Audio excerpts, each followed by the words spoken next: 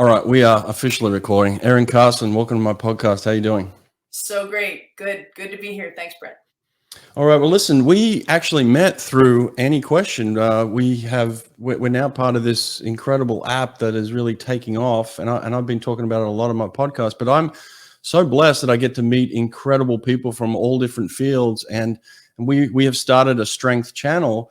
And for those people that don't know, there's a bunch of different strength experts on this app right now. But what we're doing with each of the channels is we're trying to identify people that are kind of like the best of the best, and use them as kind of a channel manager. So you've agreed to come on as the channel manager of strength and finding some of the best experts in the world. Why did you get that role? How did you get that role? I think when I first talked to Greg, there was no strength channel, and I was like, I don't know. I think this is really important. Like, I think that strength is the fountain of youth. From an aging perspective, we need to just have this amazing posture. We're all so passionate. It seems like-minded people about performance and doing and being the best version of ourselves. And from my perspective, naturally, I've made a life out of helping people get really strong for what they want to do. And I'm a very much a performance-based strength coach, and I would define that really as the strength is being built for a specific purpose, not just for the sake of getting stronger. Right. So that's kind of my jam. And then before you knew it, there was a strength channel. And I have also built my life and my profession on having really smart friends and surrounding myself with the best in the world, in my opinion, or, just because they've been open, they've been humble, they've been willing to share, and really always want to give credit where credit is due. So this was a really good match for me because I like to help people and I like to collaborate, and my ego isn't usually in the way. I think when I was younger, it might have been a little bit different, but we're at the phase of life where sharing is really what it's all about. So maybe we can talk about those lessons learned too, because I got a few of those myself. But it's like, but I will say this in terms of your ego, I will say that every time I mention your name to someone, they're like, "Oh yeah, she's the best." Everybody says that. So you are well known in the realm of strength and conditioning worldwide. So you've done a good job, whatever you've done in your career. But I know you have kind of a heavy emphasis on triathlon. And that has some, obviously some similarities to what I'm doing here with primarily swimming. Namely that, a lot of swimmers end up going over to triathlon too. But in terms of endurance, swimming is an endurance sport as well. And I think what I've seen in the last 20 years is that there's been a real collaboration come together with the strength and conditioning coaches and kind of a learning and understanding. And I think this is where Any Question will come in handy, is like really getting the swim coaches, the triathlete coaches, and the strength coaches all on the same page, working together. So that it used to be, I felt everyone was working against each other because they didn't really understand each other, and they weren't even communicating. Whereas now it's way beyond that, it seems like. Have you got that impression as well? Oh, absolutely. I think building trust with sport coaches is the cornerstone of how any strength coach is going to be successful. You cannot combat the performance of an athlete again with two coaches who are not on the same page. But that's going to take time. That really is, you have to trust each other. And so the coaching relationship, the sport coaches are my first call after an athlete wants to bring me in to their world, into their performance training regimen. I want to talk to their sport coach and explain that I'm not going to create a problem for this athlete, because I think in the past I asked a question on Any Question why a sport coach might be nervous about bringing on a strength coach, and it's pretty clear that sport coaches are nervous about strength coaches inducing fatigue. They're also nervous about potential injury. They're nervous about soreness and muscle soreness, and just timing of the sessions. And how is this athlete who's barely getting their work done, their swim, bike, run, or they're swimming, and they're constantly tired, and And, you know, that first few weeks to just massage that relationship into a trusting relationship where the coach now is just like, just go see Erin. Just call Erin. It's good. She's going to take good care of you. And the performance should see an immediate uptick if the strength coach is doing the right work early. Right. Yeah, that's really good advice. And I want to kind of dig into that even more as well. But in terms of just your speciality now, I mean, you could have gone in many different directions, and you have in your career working with cycling and golf and other sports like that. But why kind of emphasize and lean into the triathlon more now? I own a health club in Boulder, Colorado, 40,000 square foot training facility called RallySport. And that's where the triathlon world is. So I really didn't miss the opportunity that came my way. I've always been passionate about building strength for athletic performance. Watching triathlon and recognizing the role that I could play with some of the world's best triathletes. My first two triathletes were Miranda Carfrae, three-time Kona champion, Australian, and Timothy O'Donnell. And they were not married when I met them, but they were definitely dating and partnered. And so T.O. is also the only American man to go sub 8 hours in Kona. And I built trust with them. And when we have now been together for a decade. I've been their strength coach for 10 years. They have been, outside of having a baby and falling off of a sidewalk and breaking his foot, they've been healthy athletes for a decade. And they have won many races and world championships. And so people want to know what they're doing and how we're doing that. We're achieving that. And I think that they were the beginning for me. And now I have the top 2 rated WTS athletes, US Team USA, Olympians in short course triathlon. I have a lot of passion about working with young triathletes because they are the future and we want to get them started off well. I think there's some really sad stories about overuse injuries with young athletes that can be solved relatively easily. Sure. Especially in swimming too. Yeah, it's not all a bunch of back squats and deadlifts. I mean, those are the big sexy workouts or exercises that people want to think about, and it's much, much more than that. So, well, that's interesting that you say that, because I do have these questions. I'm like, first of all, why would a triathlete need a strength coach?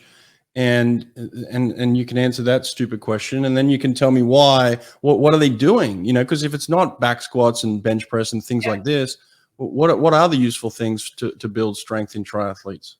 I think in any sport, the first thing you want to look at is what is the inherent problem? What could potentially lead to dysfunction, physical dysfunction, or muscle overload, repetitive use injuries. That's where we're talking about swimming with shoulders, or with running, we're talking about plantar fasciitis, or we're talking about hip issues or high hamstring issues. So we kind of have to start as kind of a prehab program. I really stay in my lane. I like to work with other professionals who are very good at what they do. So I have a team of physical therapists that I work backwards with, and I'm willing to get in the trenches and do the day-to-day work based on what orthopedic people, doctors, and physical therapists are talking about. I'm pretty good about staying in my lane. So we want to do the prehab work to ensure that the athlete doesn't actually have to go down that road of potential injury, and allow them to do the training that good sport coaches can lay out for them. All right, so the prehab, but you have a healthy young triathlete who doesn't really have any issues at all, and they're raring to go. They want to get in the gym. What is the outcome goals? What are you trying to do when you're in the gym? The first thing that I'm really looking at is the effect of gravity and ground on the body. And this is true across all aspects of being a human being. So the first thing that I want to do is open up the front side of the body. So there's gravity that's pulling us in. It's going to create tightness on the chest. It's going to create tightness on the head and pull the head forward. It's going to create tightness on the front side of the hips. And if I can just, using breath, using strengthening exercises for the back side of the body, we're going to start to build a structure of shock absorption for when the athlete is landing, when they're running, that the body can absorb the force of the foot going into the ground in a really efficient way. And also posture.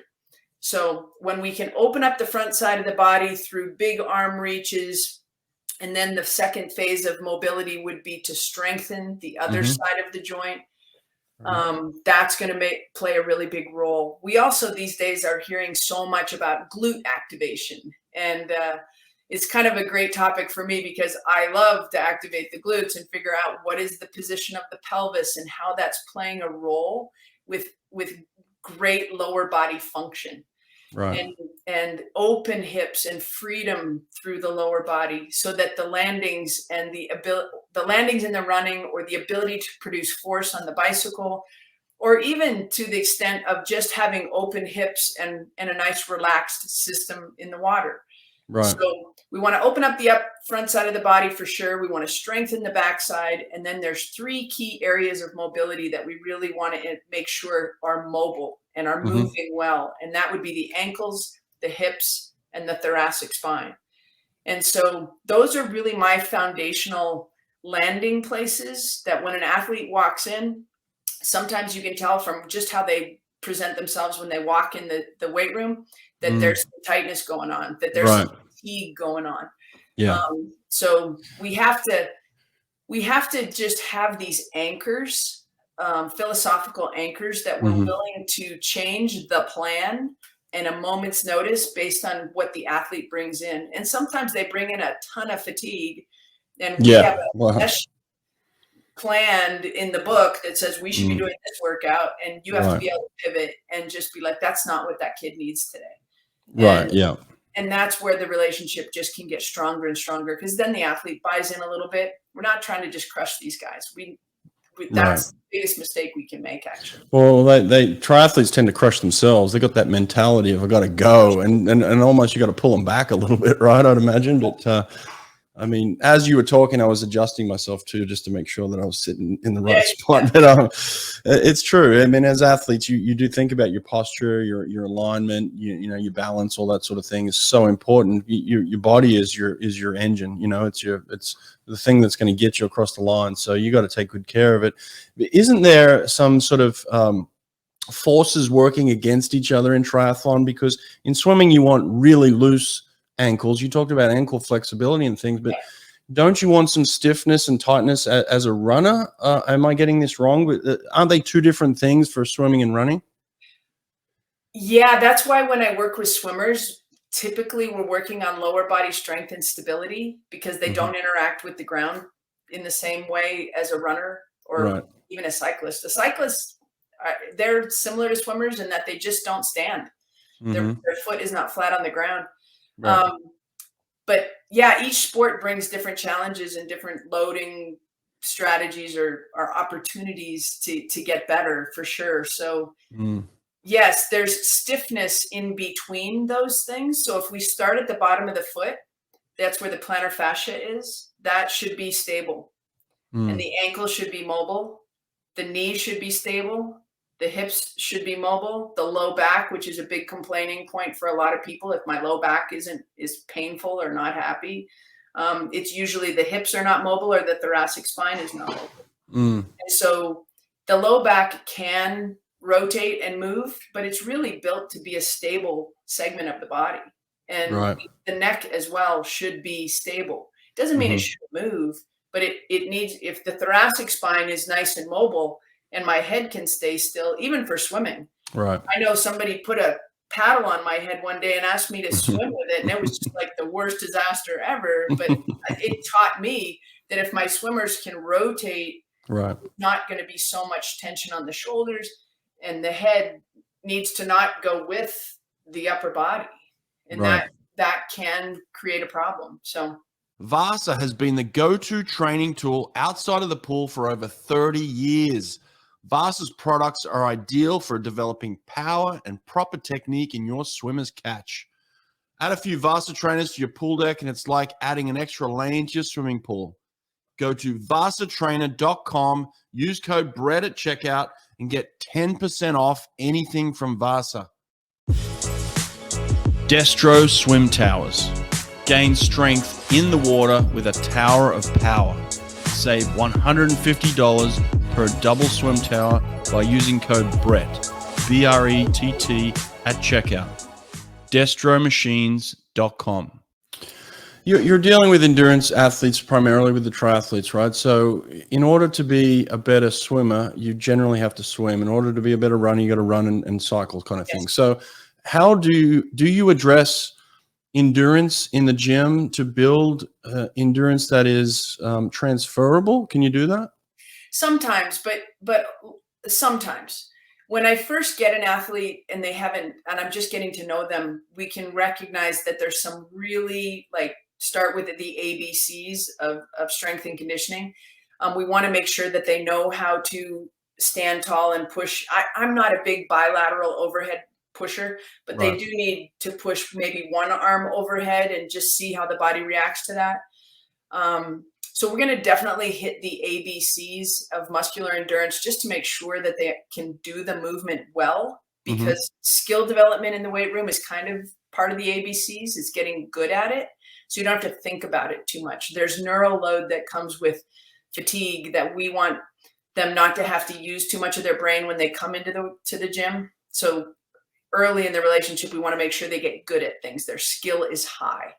Right. So we will teach them the squat patterns. We will teach them the deadlifting patterns, the pushing and the pulling patterns. And then we can kind of start digging into more of a customized program and what they actually need later. So if we look at, everybody knows that you want to be able to engage your lats and use your lats in swimming. It doesn't mean that a bunch of pull-ups is necessarily going to make you a better swimmer. Right. It might actually make it worse.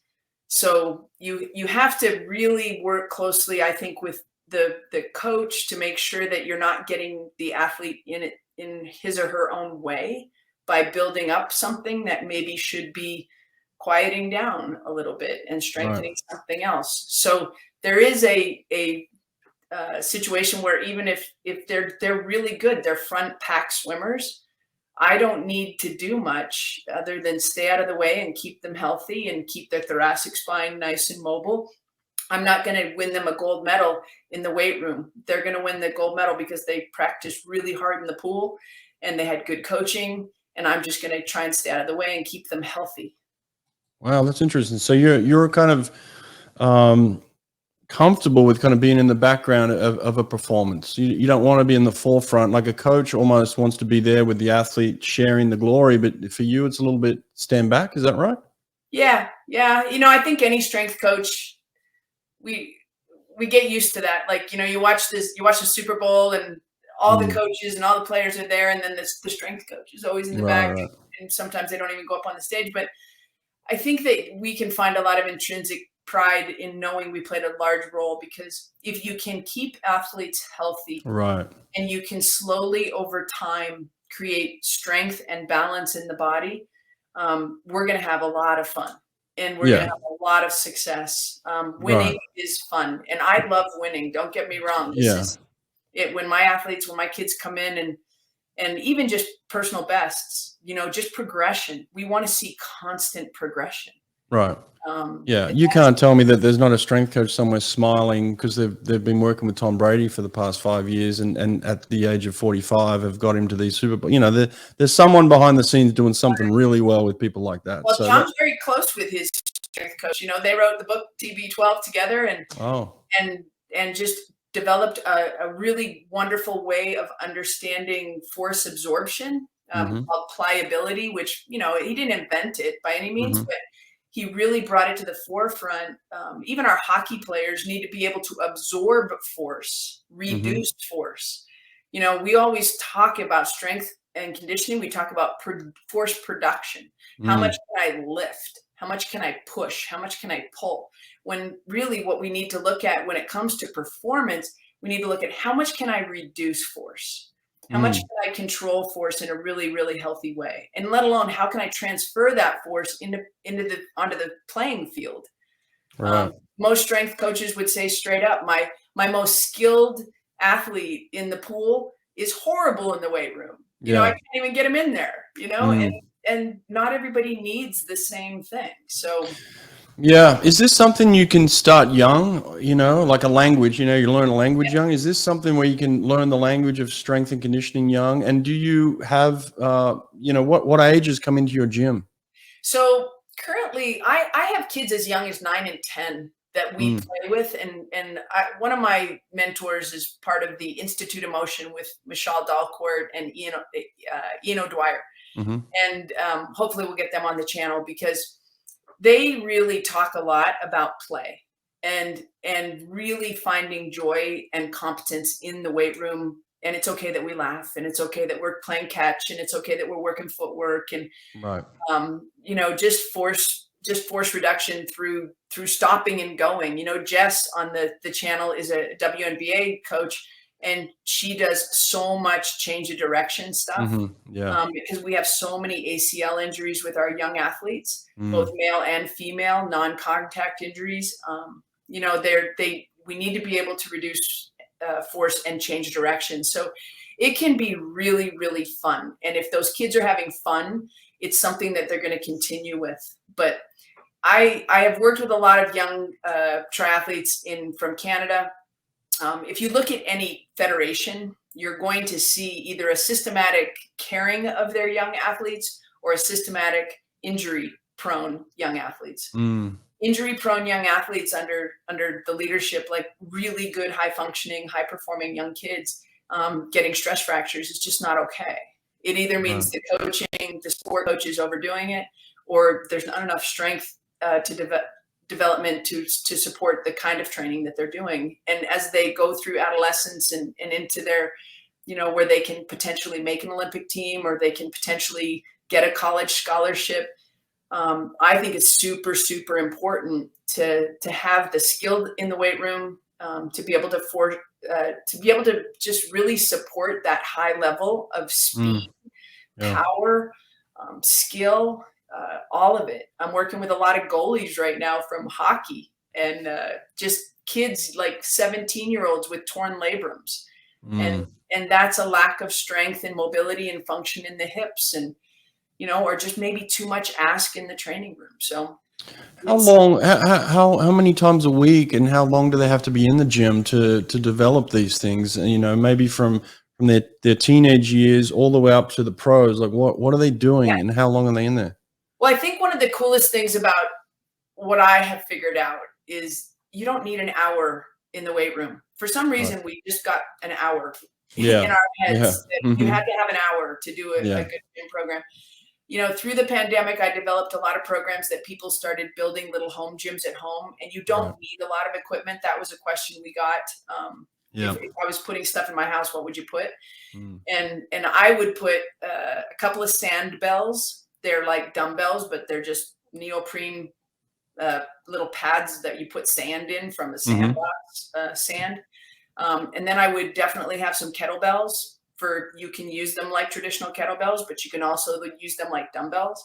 Right. And then I really am a big fan of the Viper, which is kind of a big tube, a big rubber tube that comes in different weights. And that little home gym only takes up about 2 by 2 space, like 4 square feet. And that people started building out a little bit of home gym. So it's like, okay, so here is I call it a pre-flight session. If you're going out for a key run or a key ride, or a day on the ski slopes, do this 12 minutes of movement prep. Most professional athletes, and this is who we learn from, these are our mentors, they have a pre-practice routine that they do every single day. And most of us don't. And so, and it shouldn't take an hour. It should take 12 minutes. It should take 15 minutes. And you don't have to do it before a 30-minute easy run. But if you're going to do a 30-minute workout and do some 1-minute intervals or 2-minute intervals, trying to get more of a response, a training response, then your body needs to be warmed up in a way that will produce a great outcome for you. Right. So those little 12-minute sessions of movement prep are really important. And then if you get home from that run, so we talked a little bit, you and I, about the order of exercise and strength. Right. I would always put a strength session after the performance in the performance Interesting. if you're a runner or a swimmer, I was always, and I'm kind of talking in past tense because I've learned a lot in the last couple of years, because we use it we can use the weight room as a movement prep opportunity as well, a muscle activation opportunity. Mm-hmm. We just can't overdo it before we put somebody in the pool. Like you need to have an appropriate session designed to activate and open up the body, work the rotation of the body, get mobile what we want mobile, get stable what needs to be stable. And it could be a 12 to 15 minute gig in the weight room and then go hit the pool. Right. But I don't think it needs to be a 60-minute strength session before getting in the pool. So right. I think that's where coaches and athletes begin to trust the strength coach that, that made my session better. Yeah, sure. You kind of miss the mark if you're like, I went into the gym first and now I'm exhausted. And some of them actually think that anyway. Like if they think that, we want to not do that. Just don't make them go. Especially for the endurance athletes, I'd say, right? That's their bread and butter is whatever they're doing. They want to have the maximum amount of energy for that. And they don't want to have any excuses. They want to be hitting their VO2 maxes or whatever it is, 3100s on 130, back to back. And then they want to be able to then go into the gym and supplement it that way. But if they were to come into that workout, then it would just be like, I'm so fatigued, I can't do this, and they're just taken away from what their bread and butter is. So I liked what you said in terms of the kind of mobility and then the stability. So what I'm thinking and seeing there when you're talking about that is like movement, right? Actually moving the body when you get to practice. Yeah. And then there's also those stability movements. Are they more like the TheraBand stuff, where you're kind of getting your shoulder and scapulars and stuff in place? It's funny because rotator cuff is intricately involved with scapular stability. Right. But in my opinion, and in the scope of my understanding and practice, I'm going to focus a lot more on scapular stability and the position of the scapula, as well as the thoracic spine mobility.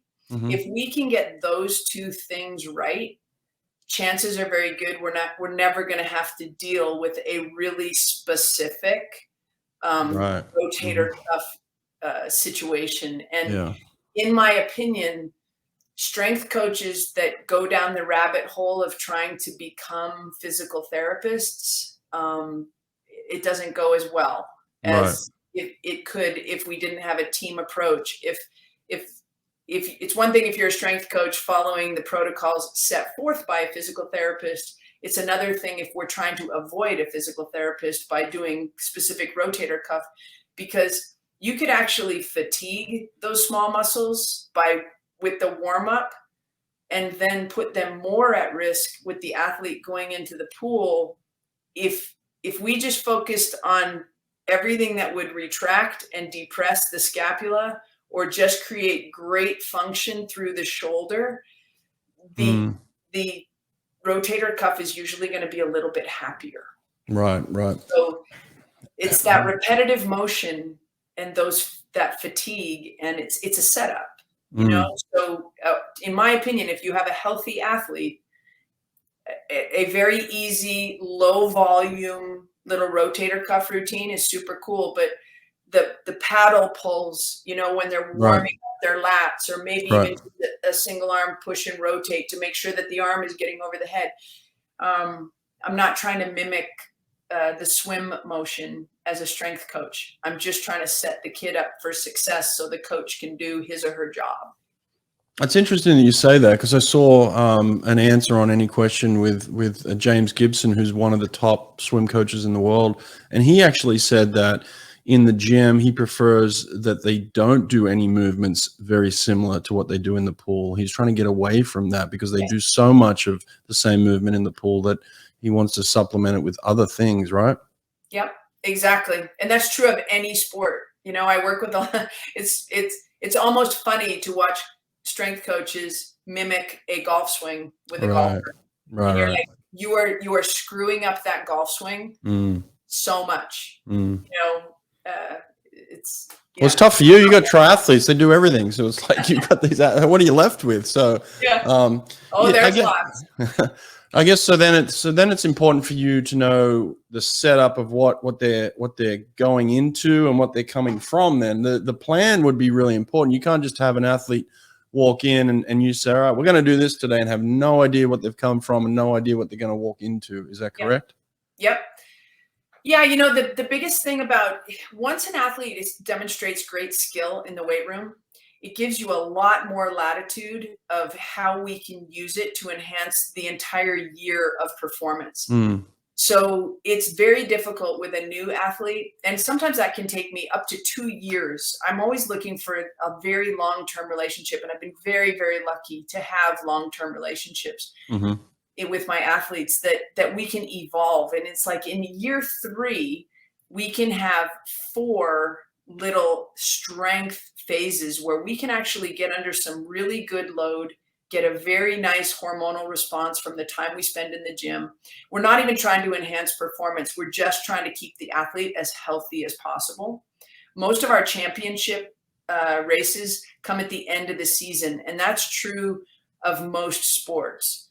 And the athlete that can finish the season the strongest usually will perform the best at the key tournaments or competitions. Like we really focus on Kona. We focus on 70.3 World Championships. We focus on the Olympics. We focus on Collins Cup, which is a really exciting new opportunity in triathlon for these pros to be making really good money. They have incredible support. So they're going to start leading up into these key races. And so each athlete will have a schedule. They're like, you know what, when we put a strength phase 8 weeks out from a key competition, and then we just maintain, my God, you're on fire by the time you get to, because timing is such an art with coaching. Getting those athletes, and it's so scary and risky because they're like, I should be training more. I should be training more. And we're like, no, you should rest. It's good. It's going to work.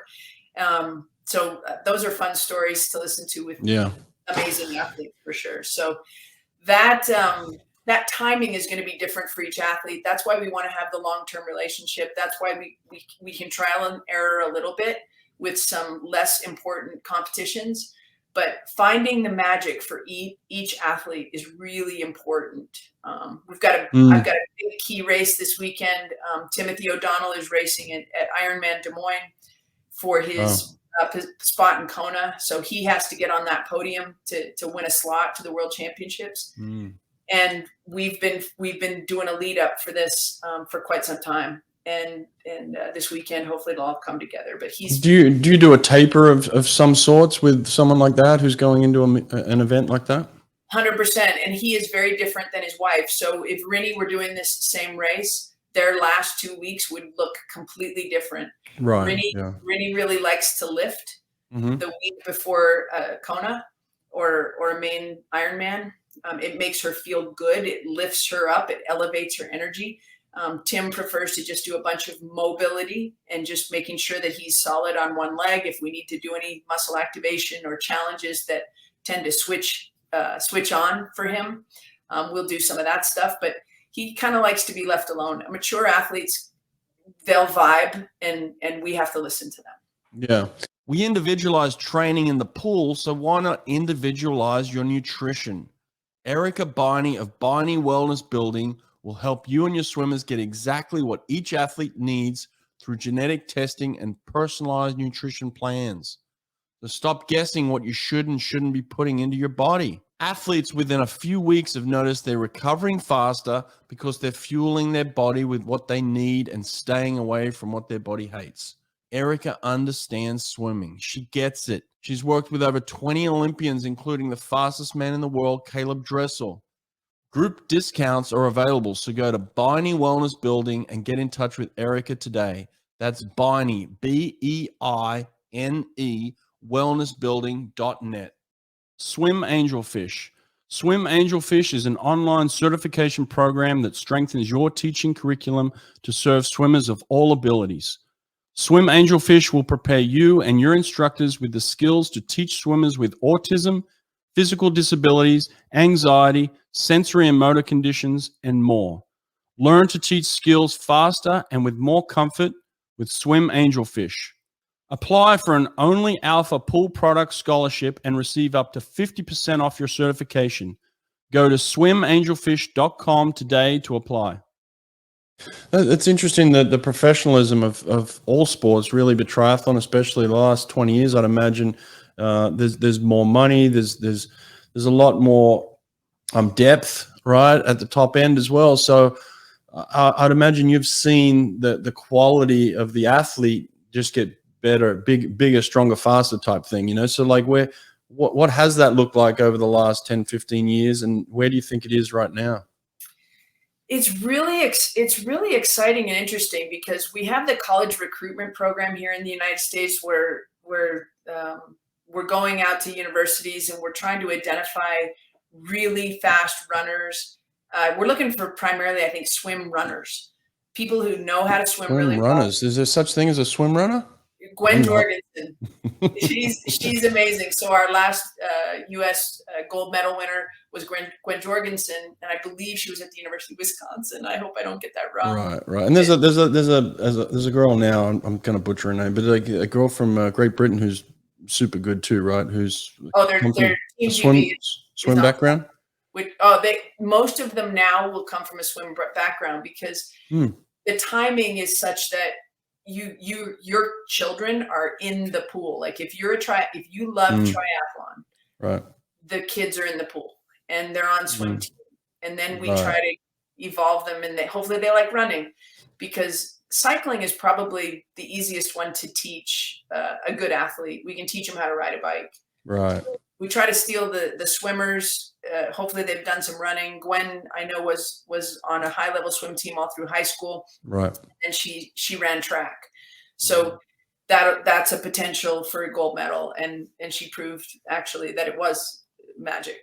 So if we look back to our champions in the sport, outside of Rinny, who was a basketball player like me, Rinny's just a great athlete, 3-time Kona champion, but she's not a very good swimmer.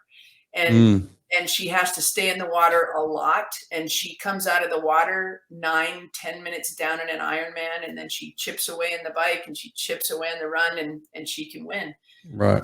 But these days the swimmers, the kids are just they're way more focused on swimming. It's a cornerstone of success. Yeah, the one I was thinking of is Lucy Charles Barclay. She's a pretty good swimmer too, right?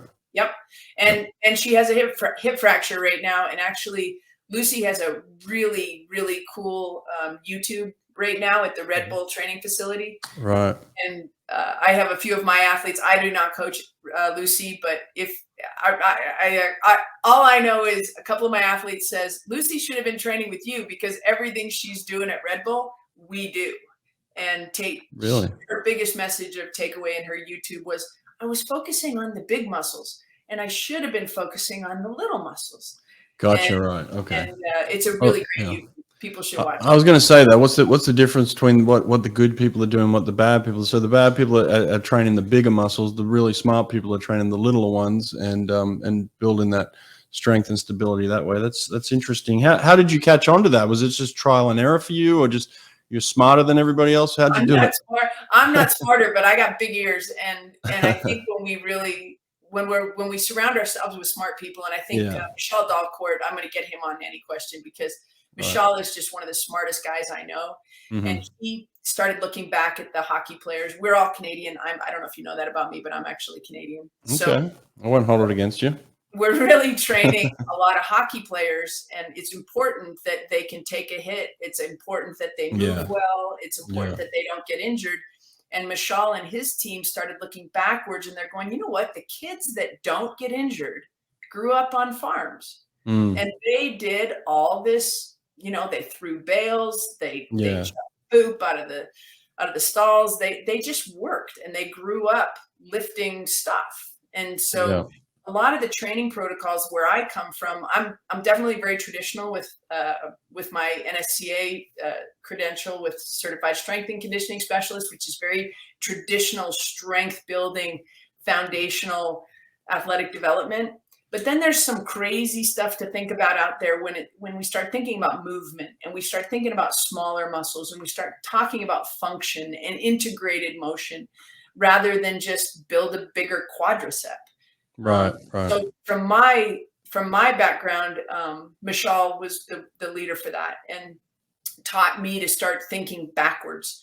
He's like, Erin, you need to look at the problem and then solve the problem before it happens. Yeah. And then you got to make it fun and Yeah. and a little bit playful so that the athlete buys in. And, anytime, my biggest goal is that if somebody comes in and trains with me a little bit, I think Craig Alexander answered one of my questions. Craig is a Kona champion several times over, one of the greatest athletes coming out of Australia. Mm-hmm. And whenever he came to Boulder, he would work with me and he answered my question. He goes, Erin, whenever I worked with you, I could just go for a run and I felt free and I felt open. And Craig was a champion. He wasn't very strong. Like, he did not lift big, heavy weights, but he was strong enough to win major championships, and we can open him up. I just worked with an athlete via Zoom. Rudy von Berg has his first Ironman in 2 weeks, and he's in France. So he spent 12 hours of traveling time. Right. Wow. You had Doc Cunningham on your podcast, and he talked about how sexy it was to be a DPT for, just you get on a plane and then you work 6 hours, the athletes swim for 2 minutes while you work for 2 days. And, that's opening those kids up and preparing them to perform when they get off an airplane is huge. Yeah. So flexibility used to be all about static stretching. Where are we at with static now? Because now it's more about mobility. So where does static fit in? I think there's a place for static stretching. I think we understand that it decreases neural demand. It quiets a muscle down. So static stretching is kind of nice, or some yin type movements with maybe a little bit of safe, not crazy yoga. It can increase parasympathetic drive, that restfulness. The irony of that, knowing that now, God, before basketball practice every single day, we would static stretch. And I'm like, we are not helping ourselves. No wonder I wanted to go 3-on-2, 2-on-1 after we stretched, because I had to bring my nervous system back online to perform. And so static stretching does have a place. It's really individual, and some athletes really love it and they can perform well with using it. So who are we to say that it's bad? Right. I think we need to expose our athletes to static stretching, some dynamic movement, some mobility, some different kinds of movement prep, and include them in the process of developing a program that actually works for them. And then again, it's their buy-in. Yeah. So I don't think there's anything bad about it.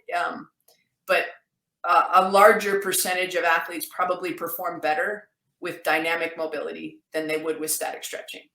Gotcha. Okay, that makes sense, and that can be kind of put in the category almost of recovery in a way, right? When you're increasing that mobility. So, other than those things, are you part of the team that looks at other forms of recovery? Like massage guns are a big thing these days. Everyone's got a gun. They're just slamming themselves all day. And then, hot and cold are a big part of this. Are you part of that team as well? I watch that stuff all the time, and I ask a lot of questions. Because I broke my ankle like 4 years ago, and that was during this time. Maybe it was 5. Lost track of time, but everybody was saying, don't ice. Ice is horrible. Ice doesn't work. And so I didn't ice. And I impaired my recovery so bad by not icing. Yeah. Because for me, ice works really well. And, then now they're breaking it down like ice works for women, not for men. Cold plunges for women, not men. I think that if you know yourself, or if you listen to your athletes, it's pretty clear, but you have to give them the opportunity to try a lot of things. And I love the Normatec boots. I love compression boots. I'll carry them with me to Europe. Yeah. Normatec. Yeah.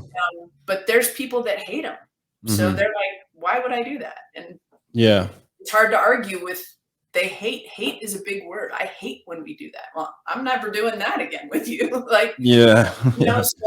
So I don't think, research and what is right and what is wrong is always debatable when it comes to athletic performance, especially at a high level, or if somebody's being thoughtful about their performances. So I think it's all on the table, because until we start studying 55-year-old women or 22-year-old females, like we study 22-year-old males, Right. it's hard to say this is 100% true, Yeah. based on studies. Well, we can have wonderful debates about that. Are your athletes coming to talk to you about supplementation as a strength coach? They will talk about it lightly, but again, I stay in my lane pretty well. Whose lane is that? Whose lane is supplementation for an athlete? For me, it's going to be a registered dietitian and somebody who has proven that they know what to do with high performance athletes. Okay. And that's not my level of expertise by any means. I will immediately say we need to get somebody on the team here, because supplementation is important. It's amazing to me in triathlon how people who have won medals don't do any supplementation. And that's, it's hard to argue that maybe they don't need it. Maybe the cookies that they're eating are just fulfilling that glycogen depletion immediately. And, so it's exciting that as they get older, I'll be able to look back with some of my younger athletes and say, remember when you could just eat cookies? Right. and then they're 29 and now it's like, you can't get away with that anymore. So now we need to, so when they're kids, younger athletes can get away with a lot. Yeah, for sure. Yeah, I could. I know the feeling. That's why my camera cuts off here, right? It doesn't go any lower than that. But let me ask you this thing, because you probably deal with athletes that walk a pretty fine line. I mean, you've got these guys and girls that are pushing themselves and burning thousands of calories. We all heard about the Michael Phelps diet, where he was taking in 10,000 calories because of all the work he was doing. I imagine these Kona athletes are similar. So how do you know where the line is? Like, an athlete will walk in one day and look, all your athletes are generally going to be pretty thin. That's the way how do you know when an athlete walks in and you think to yourself, all right, they're not looking good? Is that a time for you to say something? I've only seen that happen one time for me. And it was like 24 hours. Actually, it happened twice. I had a young man who had a very soft, kind of doughy body. I wasn't trying to change it. He's a very good athlete. And then one day, and he's about 23 at the time. Yeah. I'm still his strength coach. So he's in his late 20s now. And it's funny, he came in one day and he just looked chiseled. And I'm like, you look like a man today. Like, what happened? And he said, I doubled my carbohydrate. And I was like, okay, well, that's interesting. So that told me that affected him hormonally. He was probably in a pretty big deficit, an energy deficit. And he doubled his carbohydrate in 3 days. His muscles got a little bit harder. Right. He felt good and he looked way different. And from then on, he kept his carbohydrate load much, much higher. He was under fueling. Right. Therefore, underperforming. The female athletes, that's why I'm really excited to get Dr. Stacy Sims onto the Any Question app. And he's excited about being there. It's just a matter of getting her up and going. But she is the world expert on female understanding of the function, athletic performance, right, monthly cycles. We are having so many more conversations. I don't think it was Danielle Kang. It might have been Danielle Kang, a female golfer, about a month ago. Somebody said, "Why did you play so bad in the tournament last weekend?" And she goes, "I think I had my period. It was the week of my period, and I just couldn't play. I couldn't think." And it was like the first time that a female athlete actually had a very frank interaction and a frank answer about her performance and how it is related to her cycle. Right. And so I am very conscious of that with my female athletes. Their energy level will be lower at certain times of the month. And we have that conversation, and a healthy female athlete will have a period, a normal period. And so we have to be really careful with our runners, our triathletes, our swimmers, that they're getting enough nutrition and that they're not going down the rabbit hole. I think we have some really good role models in the sport right now of really healthy people. Miranda Carfrae, Rinny, is probably one of the healthiest people I've ever met. She's just had her second child, 17 months ago. She's never not had a period. She's a 3-time Kona champion. Yeah. Taylor Knibb is one of my athletes, currently ranked in the top 5 in the PTO rankings, also in the WTS rankings, silver medal in Tokyo. She's very conscious of that conversation and a great role model for young athletes. Christian Blumenfeld, who just went sub 7. Yeah. Yeah, he went like 6 something crazy. It was nuts. But he's not a skinny dude either. Like he's pretty thick, not isn't he? Yeah. fat, but he's a bigger man. Yeah, he's holding some muscle. Yeah. Yeah, and so again, good role models, and just really endurance sports are pretty famous for energy restriction, and we want to make sure that our young kids and even our older athletes recognize that if you're healthy, you're going to perform better, and you're going to perform better over time. Sure. Okay. Well, I'm going to finish up with this then. What's one thing that really sticks out for you with the best of the best, the highest of performers? Is there something that is common amongst them? Yep. We were just talking about it today, and it really is the mature athlete has gotten to know themselves so well that they are not afraid to say no to more training. They know when to shut it down a little bit. Right. And they have paid attention, whether it was through Training Peaks and in a training diary or a training log. Their coaches are doing the best job that they can do to set them up for success. But they don't live in that body. The coaches, a collaborative coach is probably the best kind of coach. So that when the athlete says, you know what, I'm not sleeping, and they need to sleep. And if they're overtraining, they're usually not sleeping well. So if you want those high highs, you have to really be able to focus on recovery, get out of your sport, spend time with people who are not always in the sport. So you're not always talking about swimming or triathlon. You're talking about a beautiful trail or your last trip to wherever you went, or you have a really well-rounded life, and so that's kind of what I preach with my young athletes. Is don't just have a bunch of friends that just do triathlon.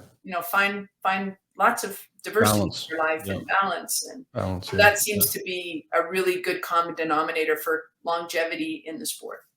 Well, that's good. Well, all the parents listen to this too. Make sure your kids have balance growing up, and you talked about the diversity of sports and play and those sorts of things. So important. I remember the way I grew up, and that's, I got these cool things that sit behind me, and I got there through a lot of the same things that you talked about today. So really applicable, great stuff, really good information, and I'm really happy to get to know you more. I think that you're awesome, and you're doing a fantastic job. So thanks for sharing all your knowledge too. I appreciate it. No, Brett, I'm so excited about the future. I think that putting on people who are humble and want to learn from each other, any question and how we're all going to come together is going to make not only ourselves better, but it's really exciting for the reach that we can have. So anybody listening today, definitely join us on any question and ask some questions. Let's go. Yes. Follow-up questions for Erin. All right, get on the platform, get some questions to us. So, all right, I appreciate this. Thanks for doing it, Erin, and have a great weekend, okay? Thanks, Brett. Take care.